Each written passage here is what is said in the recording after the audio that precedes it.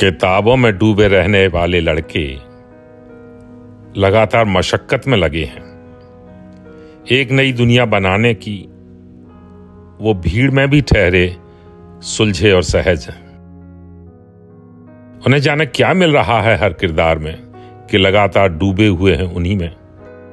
उन्हें लगता है हर किरदार उनकी ही कहानी कह रहा है। वे धीरे धीरे समझ रहे हैं समाज के खोखलेपन को। उन्हें समझ आ रहा है मर्दानगी का मतलब वो नहीं होता जो उन्हें सिखाया गया है। उन्हें रोना भी आ जाता है कभी कभी। पिता के पास बैठना सीख रहे हैं वे। प्रेमिका की किताबों का बस्ता भी उठा रहे हैं और उन्हें अपनी कमियां भी जाहिर करते हैं। वे उकसावों में आना भूल चुके हैं।